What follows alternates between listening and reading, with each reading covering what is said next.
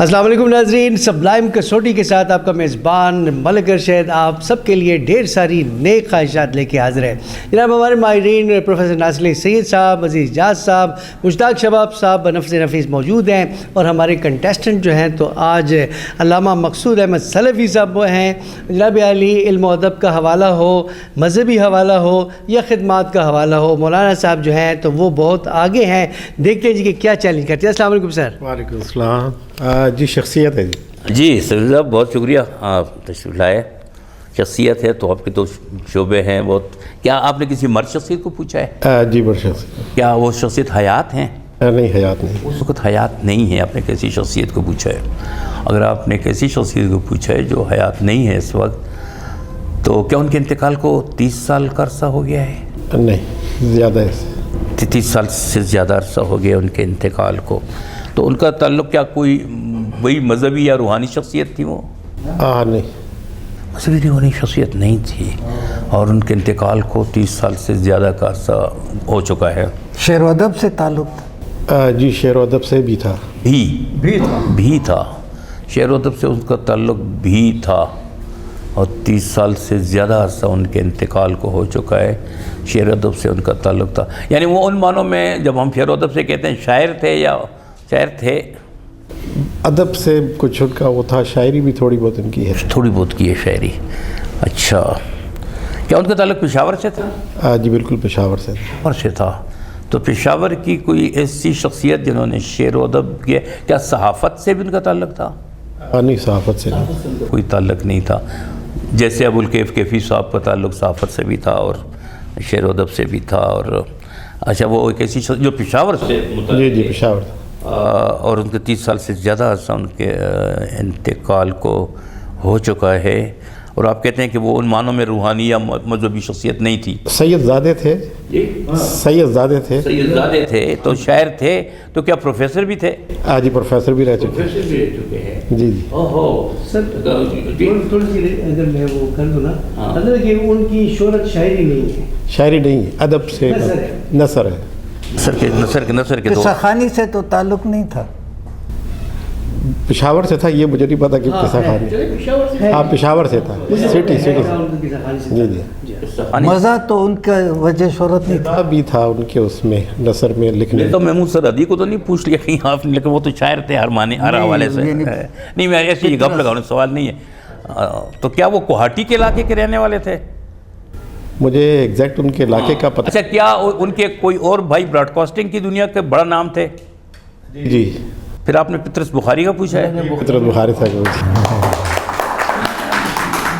جناب علی، میں نے اپنے جتنی بھی آڈینس سے بتا دوں 13 سوالوں میں بھول گیا جناب، یہ تو بڑا مشکل تھا اور بڑا آسان شاعری کیسے ہو گیا؟ وزری کے پشاور طے ہو گیا اور نثر طے ہو گئی۔ شاعری سے پطرس بخاری کا تعلق شاعری سے نہیں تھا، زڑ بخاری کا تھا۔ زڑ بخاری شاعر تھے۔ نہیں، انہوں نے پھر کلیئر کر دیا کہ وہ شاعری نہیں، لیکن میرا خیال ہے پطرس بخاری نے شعر کہے ہیں، پطرس بخاری نے شعر کہے ہیں۔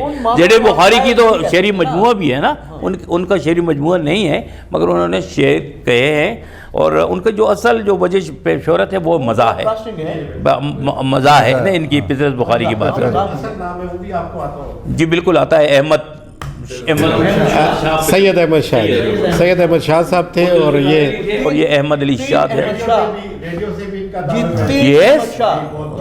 پشاور کے 3 احمد شاہ بہت مشہور ہیں، سید احمد شاہ پطرس بخاری، سید فارغ بخاری، ان کا نام بھی سید احمد شاہ تھا، اور فراز بھی فراز کا نام بھی سید احمد شاہ۔ عالمی سطح کے اوپر بھی ان کی بہت بڑی وجہ شہرت، یہ یونو میں رہے ہیں، وہاں مندوب رہے ہیں۔ یس، پاکستان کے مستقل تاحیات جو ہے مندوب تھے، اور پھر وہاں پہ جب یہ ان سے وہ جب ان کو یہ عہدہ ملا تو انڈیا نے بڑا شور بھی ڈالا کہ جی یہ ایک پاکستانی اور ایک مسلم، تو یہ ہمارے لیے ایک بہت بڑی اعزاز کی بات ہے کہ ان کے بعد پھر اس عہدے پہ کوئی نہیں آیا۔ اور ان کے لکھے ہوئے اردو تو چھوڑے، انگریزی کے جو حوالے ہیں وہ آج تک لوگوں کے لیے مشعل راہ بنے ہوئے ہیں۔ تیونس کے بارے میں ایک تقریر کی تھی، وہ آن دی ریکارڈ ہے، جس کے اوپر تیونس آج بھی ان کا مشہور ہے۔ عرب کنٹریز میں جب یہ ایشو آیا تھا تو انہوں نے وہاں پہ بہت بڑا کام کیا، اور وہ جب تقریر کی تو وہ ایک تاریخ کا حصہ ہے، اور اس کے اوپر باقاعدہ اسرائیل کے خلاف اس وقت ایک 2 बड़े इशू थे, एक कश्मीर का इशू था और एक ट्यूनिस का इशू था। जब वो आए थे तो उन्होंने ट्यूनिस के ऊपर बहुत ज़बरदस्त डिबेट की और वो इंग्लिश में एक तारीखी डिबेट है उनकी। तो ये जितनी भी तकरीरें हैं जी। उसमें अक़वाम मुत्तहिदा में, वो वहाँ की रिकॉर्ड पे हैं, जी लाइब्रेरी में बिल्कुल। महफूज हैं, उनकी रिकॉर्ड पे हैं और खुतबात है उनके, बहुत वो बड़ी सब अहमियत देते हैं। यस, उसमें कोई शक उसमें और ये इनका वैसे ताल्लुक आपके उसके लिए कि ताल्लुक इनका किस्सा खानी से था जी, किस्सा खानी। और दूसरा ये उसके बैग पे जो है ना गुवाहाटी, जी हाँ। ये गुवाहाटी के रहने वाले थे। जी हाँ। अच्छा, मैं ये अपने उनका घर है अभी। अच्छा। जो माहिरीन है इनसे पूछना चाहता हूँ, ये मेरा ख्याल है कि खास ठेठ पेशावरी थे, जी जी। ऐसे ही है कि यही पितरस बुखारी। इनको हाँ, पेशावर के है, पेशावर के है। माला खुदादाद इनका है।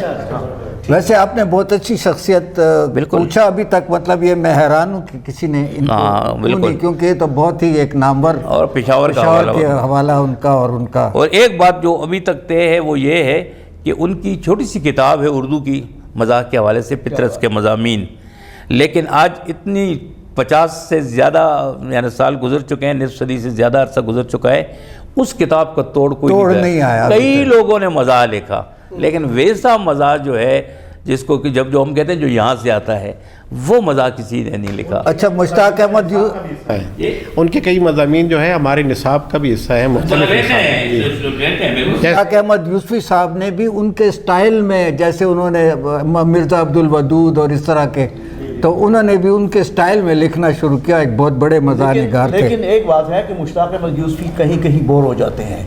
नहीं, मैंने कहा उनके मुक़ल्लिद हैं। पितरस का कमाल ये है कि नहीं, वो आपका एक लाइन एक लाइन जो है वो और कमाल की लाइन। सिचुएशनल कॉमेडी उन्होंने बड़ी अच्छी लिखी, खासकर वो साइकिल के जो मैं सुबह जो मैं देर से मेरी आंख खुली, हाँ। उसमें बड़ी अच्छी उन्होंने एक सिचुएशनल कॉमेडी कल सुबह उसमें, हाँ जी बड़ी